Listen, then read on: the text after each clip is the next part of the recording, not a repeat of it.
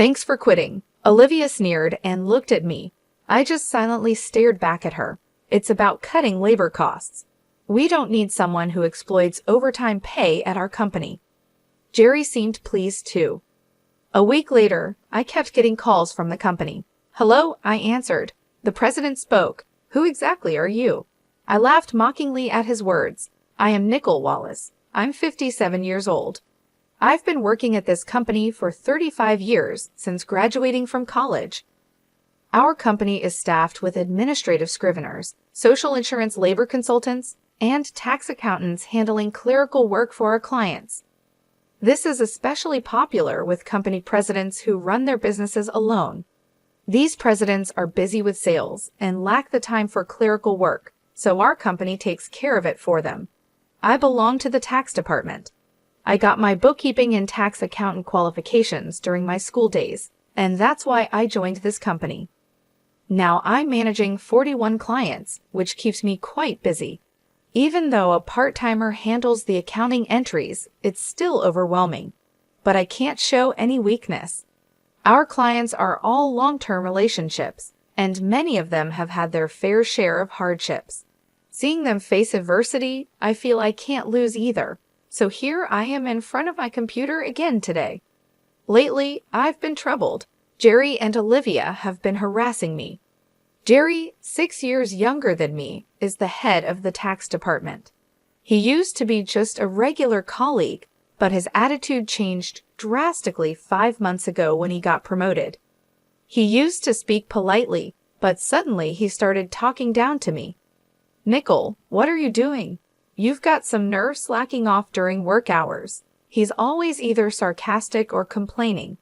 I'm looking at documents for tax-saving strategies for our clients. When I talked back, Jerry stayed calm. Just check the manual for that. Don't do anything unnecessary, and if you end up working overtime, don't expect to get paid for it, he said, glaring at me. Unable to respond, I heard Olivia, Jerry's assistant, say, Nicole, you should work more efficiently. At this rate, you'll never finish. That's why you're still a regular employee. Olivia laughed mockingly. I was the first to be offered the promotion to department head, but I declined. Becoming the head meant more time for management and less for client interaction. It was an internal offer, so Jerry and Olivia didn't know about it. I'll make sure to complete my regular duties as well, I managed to say. Still, Jerry and Olivia's harassment continued.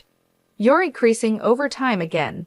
What a waste of overtime, Jerry's angry voice echoed today. Nicole, cut it out. Your constant overtime is dragging down the whole tax department's performance, Olivia sighed. The reason for yesterday's overtime was simple. Jerry had accumulated a month's worth of declaration forms to be filed by the end of the month. After work yesterday, Jerry suddenly said, "Take care of these," and left several client files on my desk. I turned pale when I saw the files. Wait, these all have deadlines this month, right? I asked in confusion, but Jerry was already packing up at his desk. I'm heading out. Take care, he said, and quickly left the office. Good luck, okay? Olivia followed Jerry out, laughing mockingly. Unbelievable. I sighed and opened the client files left on my desk. Some of the files were Olivia's responsibility. I sighed even deeper. I knew why Jerry was harassing me. They wanted me to retire quickly. I have more experience and deeper knowledge in taxation than him. So other members of the tax department come to me with their questions instead of Jerry. There are other reasons why everyone avoids Jerry. He looks greasy and unapproachable. The only female employee who stays near him is Olivia. Jerry likes young women. That's probably why he wants me to retire, so the other female employees will rely on him more. It's such shallow thinking. It gives me chills. There's also the fact that he simply doesn't like me. Olivia was harassing me to curry favor with Jerry. Jerry evaluates the performance of the tax department, so she probably wanted to undermine me to get a good evaluation from him. Anyway, I have to manage these declarations. I have to prepare the tax declarations for my assigned companies, but it looks like I won't finish today's work either. If I try to claim overtime, I'll just get complaints from Jerry and Olivia. So I resigned myself to unpaid overtime. Then, one day, I was suddenly called to the president's office. Our company had just had a change of president. The original president's father had been managing the company since it was founded, and he had recently handed it over to his son. The son had always worked at another company and wasn't fully familiar with ours, but he had to take over because his father had suddenly fallen ill.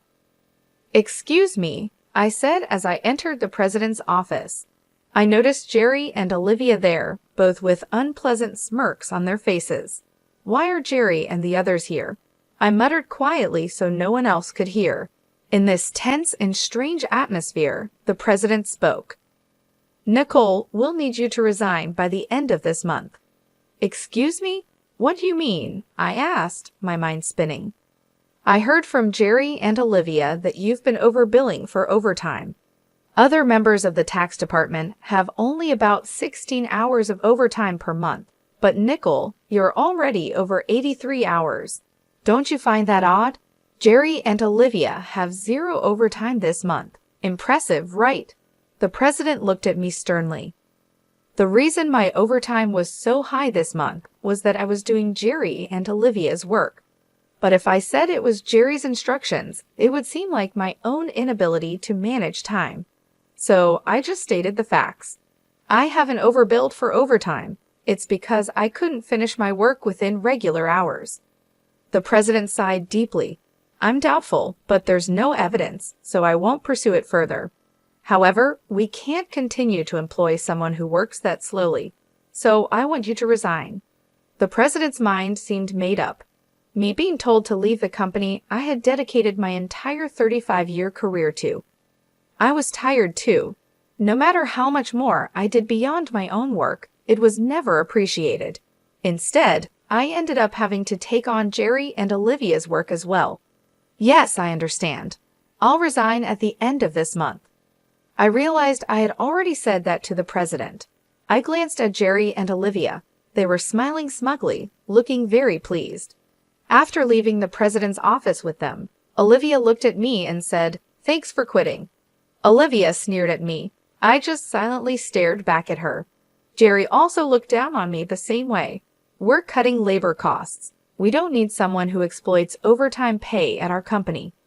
Jerry seemed pleased too.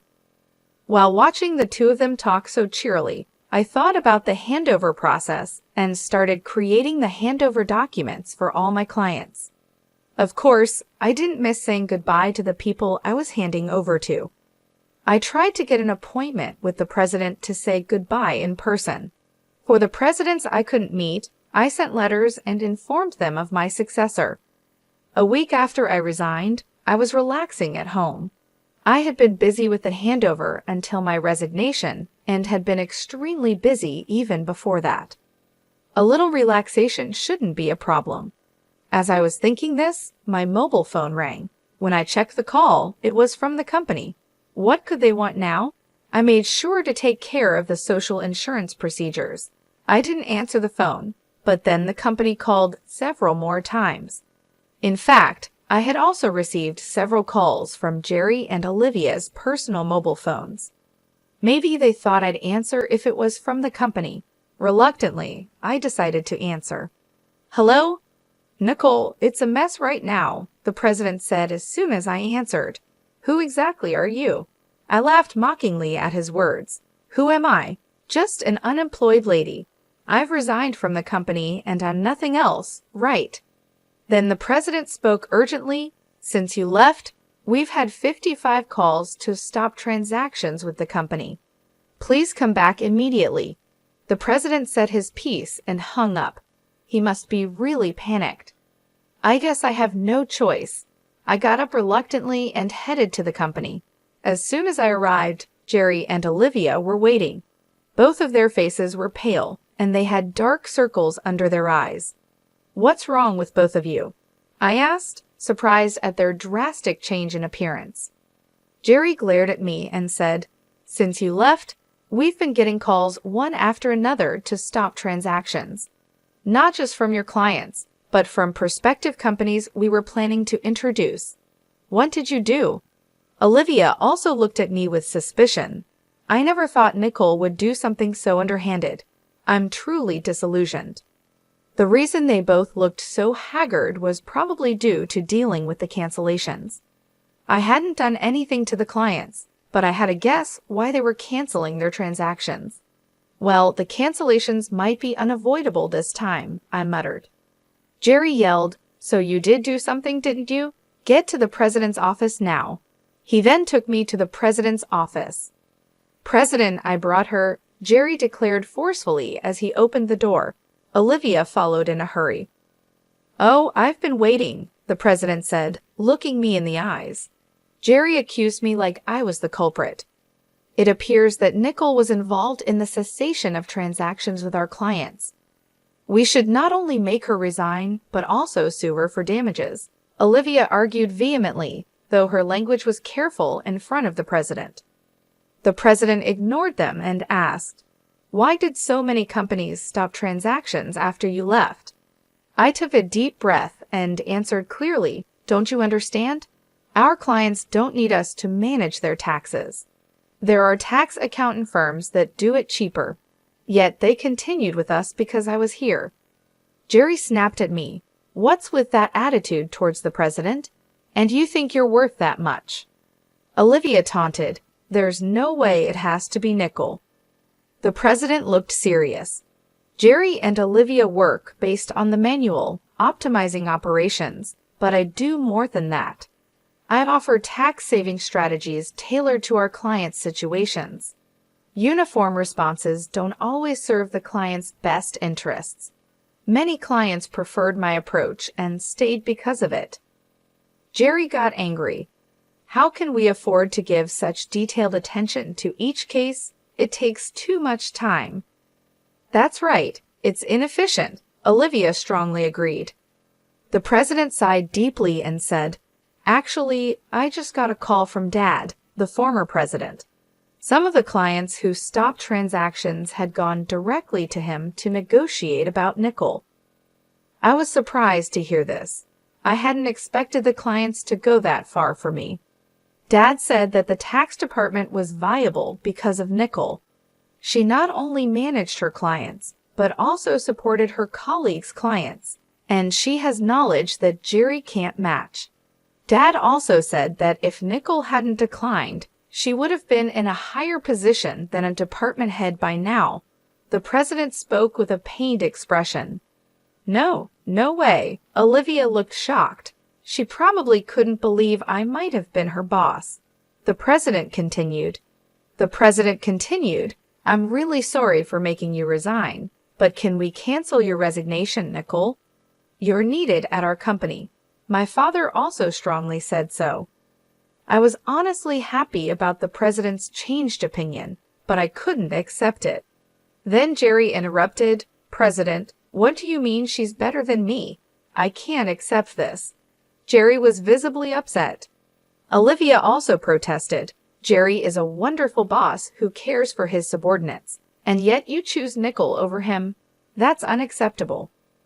The president looked sternly at them. "Actually, since Nicole resigned, we've been receiving numerous complaints from the tax department. You two seem to have been pushing your work onto others, haven't you?" "What? Why would you say that?" Jerry's face turned pale.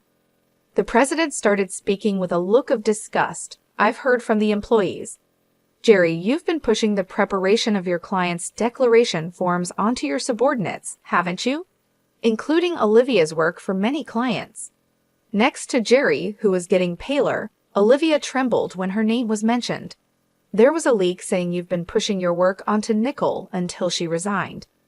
Jerry, you were calling her a salary thief. It seems the roles are reversed, aren't they?" The president spoke with a sigh. "No, that's not true." Jerry was visibly flustered, unable to come up with an excuse. Observing Jerry and Olivia turning pale together, the president continued, "Also, there was a leak that you two are in a relationship. You were often seen leaving work together, but Jerry, you're married, aren't you?" The president glared at Jerry and Olivia.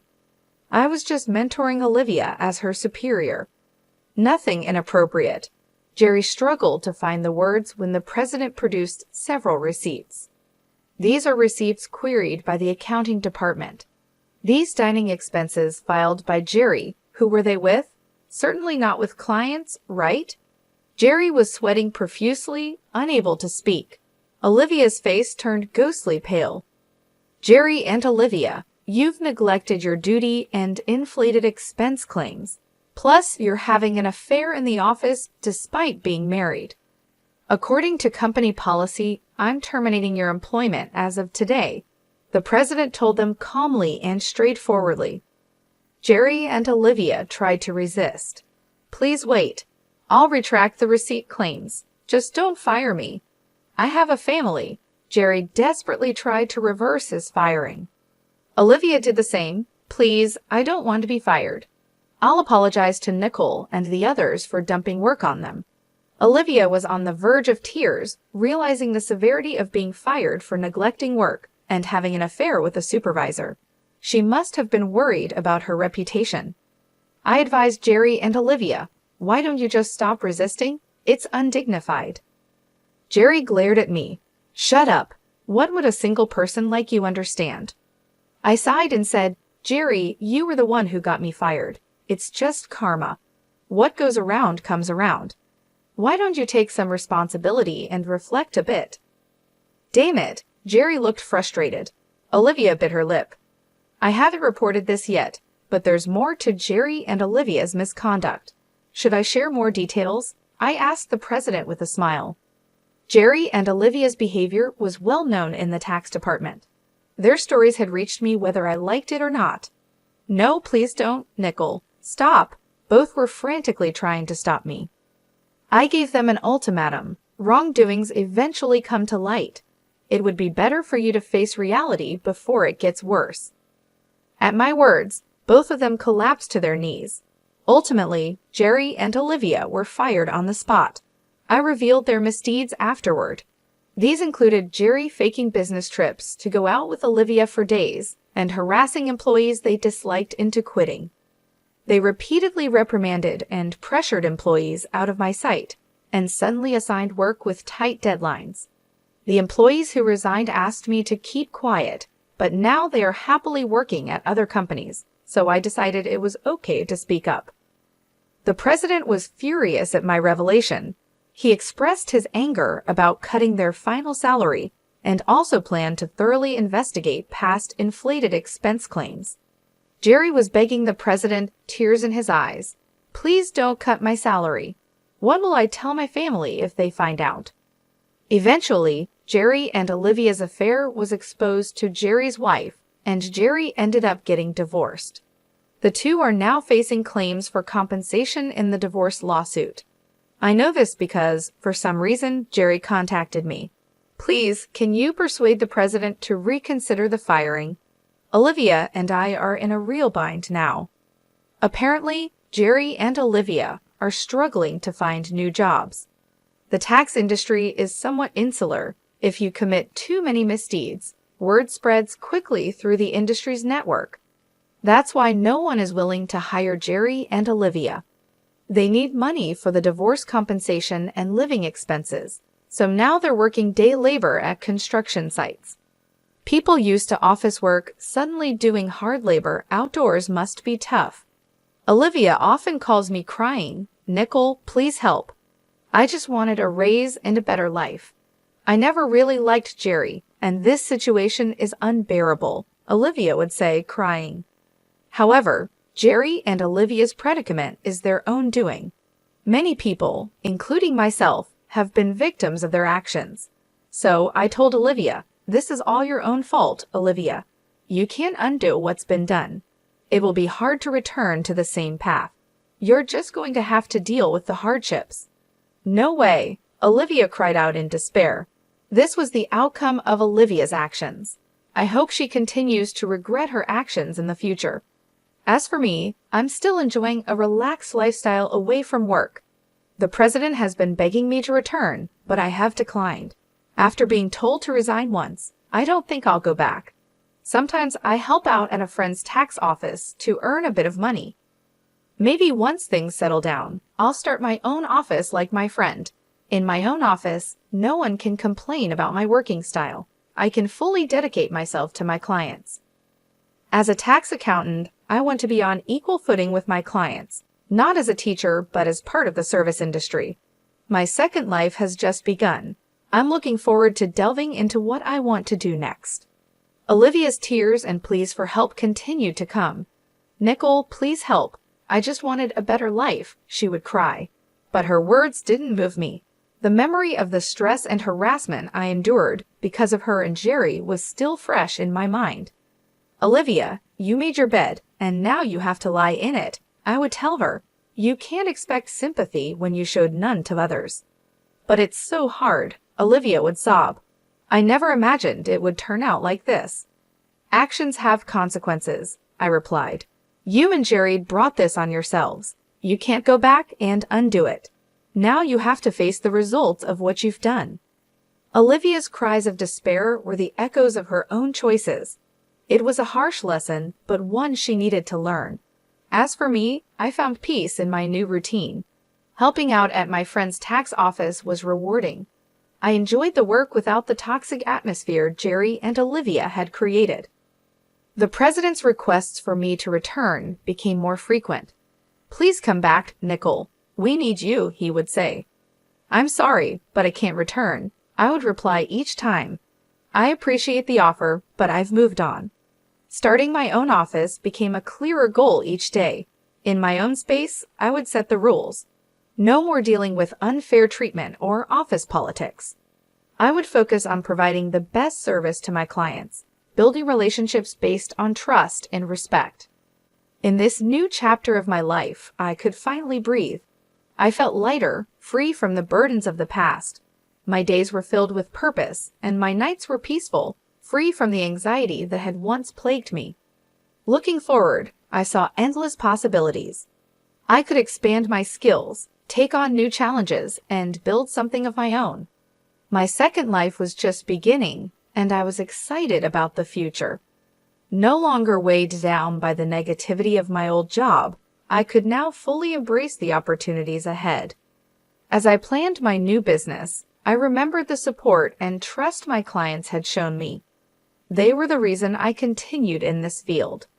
Their belief in my abilities was the foundation of my new venture. With them in mind, I knew I would succeed. My journey had been tough, but it had made me stronger. Now I was ready to turn the page and start a new chapter. With renewed energy and a clear vision, I looked forward to what was to come. My past experiences had taught me valuable lessons, and I was eager to apply them in my new role. In the end, Olivia and Jerry's downfall served as a reminder of the importance of integrity and respect in the workplace. Their story was a cautionary tale, one that reinforced my commitment to building a positive and supportive environment in my own office. As I moved forward, I carried with me the knowledge that I could overcome any obstacle. My resilience and determination had brought me this far, and they would continue to guide me in the future.